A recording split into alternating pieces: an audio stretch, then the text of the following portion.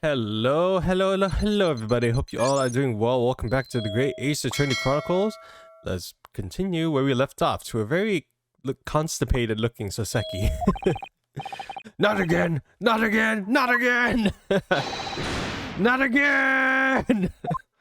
He's been framed, I think. Well then, Mr. Natsume. It would appear you're gonna have to accompany me down the yard. Again. But wait! Hold your horses. Yes? Door key locked. Entry, exit entirely impossible. He's so flushed, he's being even stranger than normal. I feel so sorry for the sad man. What do you think that... What, you think that's an alibi? You could have just made a copy. Well, you live in the same building after all. You'd have plenty of opportunity, I'm sure. Misery me! Sorry, sir. You'll get your chances to give your side of the story later. The facts speak for themselves, Mr. Mustache. Oh, you horrible Herlock Sholmes. He really has found himself an arch rival now, hasn't he? Come on now, no dilly-dally. Outside, there's a carriage waiting. Logan student, now Mr. Naruto Esquire. I never imagined I'd be in this position again, but... You have to help me, please, please. I'm innocent. Alright, I understand. We'll come to your cell later and talk about it. And one more thing. Yes? My poor little kitty cat. Please give him breakfast for me. How such a sad moment. And so, his evil curse still apparently unbroken. Soseki-san found himself once again the prime suspect in a case of murder. Literally like the day after. Thanks to the incriminating deductions of the great detective. Well, it was also partly me. My dear fellow, that honor belongs to you. Yeah, mostly because of me. We corrected him. Well, at least that means Inspector Gregson is no longer here. We can examine the crime scene in more detail now. Yes, that's right. And of course... What? Have you forgotten what the inspector mentioned before? It was the landlord, Mr. Garrett, who discovered Mr. Shakespeare. John Garrett, yes. I suspect we could find him in his sitting room on the top floor as usual. Right, we must remember to go talk to him later then. Alright, time to investigate this room. Oh, the poor man. So young to die. Do you suppose it was a very painful death, being poisoned as he was? I don't know. All I can do is hope that he'll be reborn to a better life. Yes, I suppose you're right. I wonder. Do you think that putting your hands together in the Japanese prayer will help a British soul? Sorry? I made sure I had a reference at the ready for such an occasion such as this. This book is entitled The Beginner's Guide to Praying for the Departed, the British Way. I'll just reread it now. One moment. There's quite a spine on that book, isn't there?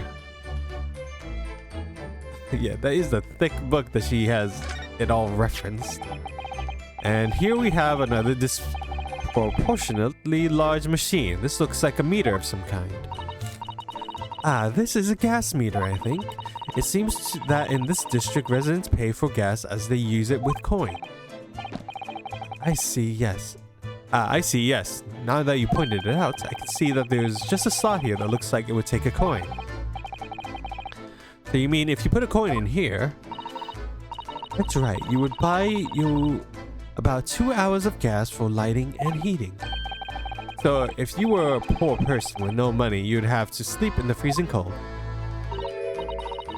Yes, or if you were a scatterbrain with no change because you forgot to exchange your money at the bank. Thank goodness there's no meter in our office.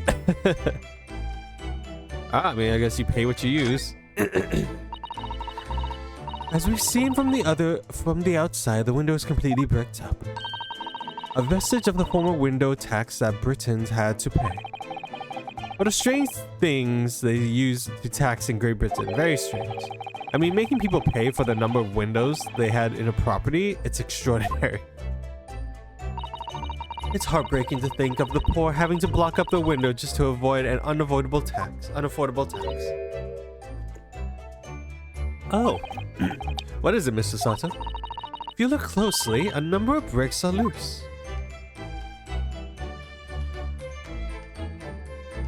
What? Soap?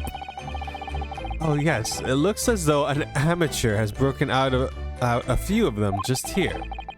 Was it Mr. Shakespeare who did it, I wonder, being a lodger renting this room? Now look at this, Mr. Naruto. On the outside there's a ledge. And there's something on it. What? Outside? Oh, I have to investigate that specifically. Urgh, it's so cold outside. You can feel it through this gap. It did snow all last night. It would be cold. But more importantly, what is it on the ledge out there? What are those? Snow-covered lumps? It's more bars of soap. Soap. What are bars of soap doing lined up on the ledge outside the window? I have no idea. But a pair of them look rather charming like that. Still, that's very strange, isn't it? Bars of soap lined up outside the window? I think perhaps we should take one. There are two after all. Oh dear, I suppose we could. Oh, what's this? Look here at this soap. Ah. Do you see in the middle here? There's a patch that's different color. It's sort of transparent, but some sort of fancy design, I suppose, only in Great Britain. It looks like the Hinomaru flag of Japan, doesn't it? How wonderful. It's probably a very expensive brand. Expensive? Then what is it doing in this ramshackle old room? The bar of soap has been entered into the courtroom record. Okay, that's good. I wonder if there's more to this bar of soap than we think. Look at these extravagant bright costumes. Somehow they look out of place in this room with its grim, shady goings. This one looks like a king's attire. King? I've always dreamt of being a king. Oh, I think you'd be more suited to a feudal lord, a daimyo, or such like. With a chanmeiji top knot, every Japanese man wishes he had a chanmeiji. Oh, you look wonderful with one, and you already have the sword. Can you imagine what would happen if I walked around the streets of London with a chanmeiji and a sword? I mean, you're already walking around with a sword, so that might be the worst part of it already. People will just question you for your weird hairstyle. There's not much on these shelves, is there? Just this glass of wine and a bottle. And both of them are correct. Yes, not much use, are they? What's the matter? Oh, I was just reminded of the Reaper, that's all. Prosecutor Lord Van Zeeks? Yes, he's so reckless with his wine glasses. I was thinking it's a waste that he should donate some to the needy. You can suggest it next time we meet him. Alright, I guess we're done with that shelf. There's a shard of glass? What is that? What's this? It looks like part of an envelope, I think. Yes, I think you may be right. Perhaps it was torn off when the letter was opened. Is that significant? Well, it's a little out of place, perhaps, when you look around the room. There's no sign of a letter or the rest of the envelope, in fact, is there? Ah, she's right. And yet, here we have the torn off end of an envelope. It just strikes me as unusual. I agree, we better take this just in case. Alright, we have a torn off end of an envelope.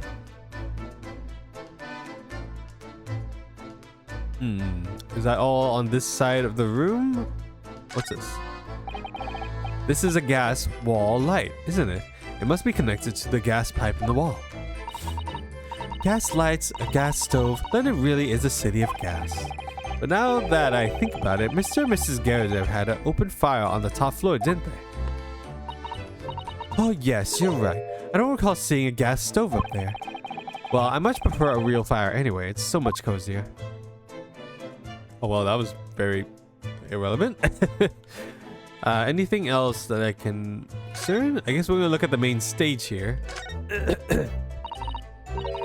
This is some kind of makeshift stage, I think. Is it? Isn't it? Oops, pressing the wrong button. Where does the audience sit, though, for the nightly Shakespeare performance? I think you meant Shamspeare. Actors aspiring to the great stage must practice their art, Mr. Naruto, with or without an audience. In fact, on a related note, perhaps you should set up a mock bench for the defense in your office. What? Then you can practice your art every single day. I'll think about it if you promise to don a beard and play the role of the judge. Well, if that would help you achieve your goal, this I have to see.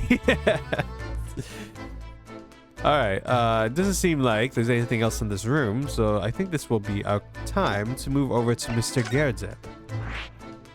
Yes, there are lots of new locations here. Let's go straight to Garrett. And then we'll check the road next, and then go to the prison. 21st February, the Garrett's room. Here we are again, the eccentric landlord's eccentric top floor abode. We're here because Mr. Garrett, the one who discovered the incident this morning, don't forget. His wife isn't around. Are you chaps? Yes, good morning, sir.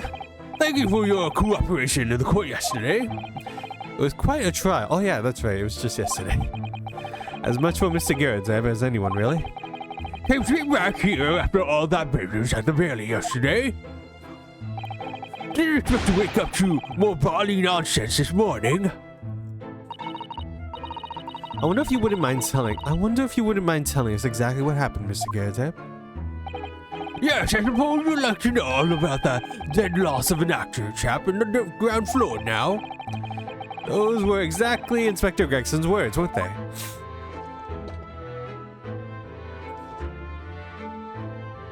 Oh, you don't have to stand. I guess it's time for us to converse. It must have been a real shock for you this morning to hear that you discovered what happened. Oh, well, that hopeless actor chap rises at 5 o'clock sharp every morning without fail. But at 5:30 this morning, he still hadn't lit the gas. So I went down and knocked on the door, and no bally answer. And so, when you broke into his room by kicking down the door... Well, I called on that rum-looking Japanese chap to do the grunt work, of course. Wasn't it a little premature to kick the door down? The man could have just overslept by half an hour. That's very true, Mr. Algudo. If 30 minutes oversleeping warranted such behavior, I'd have to kick your door down every morning. Well, you know, better to be safe than sorry, all of that. Is it just me, or is he avoiding our gaze now, all of a sudden? Except that it was a sorry situation indeed that you found on the far side of the big door. The victim's name is Mr. Shamspeare, I believe. Is that right? Yes, William Shamspeare took the ground floor room 3 months ago now. And how would you describe him? In a word, destitute. Destitute? Well, let's face it, the only redeeming feature of that room is the cheap rent. Anyone wanting to live in a place like that is either broke or has a bally screw loose. So hard to choose which category Saseki would fall into. Mr. Algudo, that's a little rude. He was doing research as well. Research? Into what? Shakespeare, of course, Shakespeare. Read a few plays of the old bard myself, you know, Romeo and Hamlet and all that. I think he merged a couple of them together.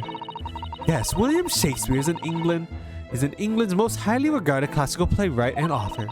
He's known as Sao in Japanese, as you know, and many of his work have already been translated. It seems incredible that Shakespeare was shortened to Sao, though. Someone was too heavy-handed there. There were a lot of costumes in the victim's room, actually, weren't there? course, Mr. Natsume is a scholar of English literature as well. I imagine he and Shakespeare would have had much in common. Oh gosh, my nose is all stuffy all of a sudden. Shakespeare interpretation disagreement leads to shocking murder. Let's hope it's not that. Alright, I think my nose is stuffy because the room is stuffy right now. I need to open the window after this recording. Mr. Naruto, really? How rude of you.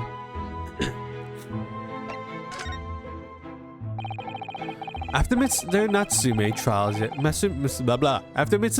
trial yesterday, you came straight back here, I believe, didn't you? Did you notice anything strange between then and this morning?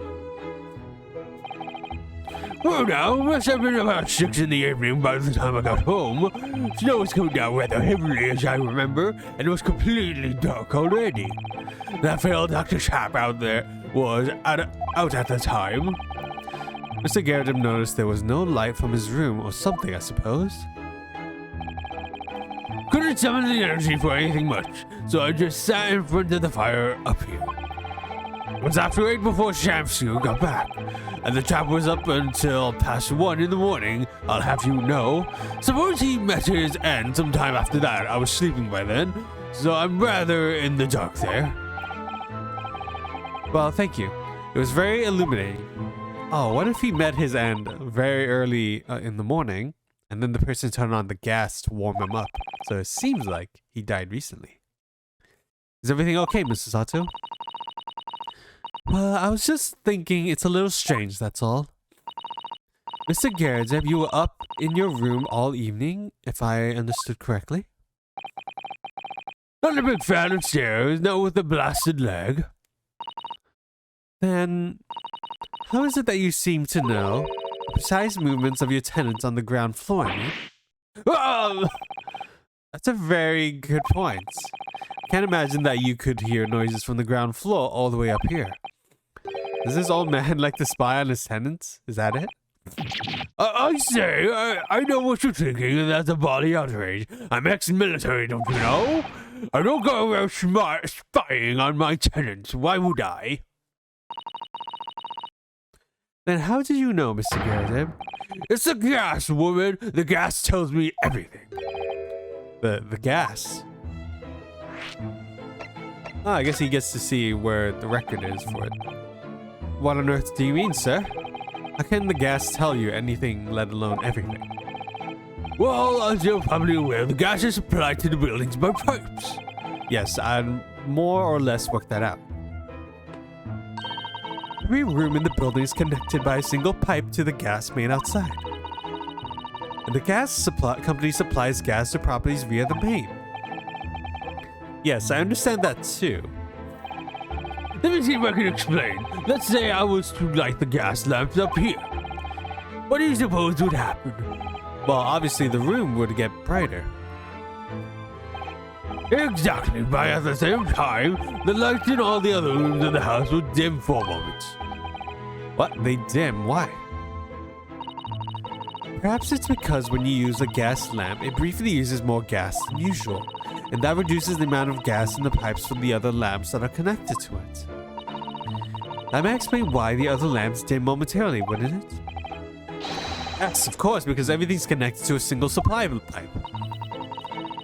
Is that supposed to happen, though? It sounds rather undesirable.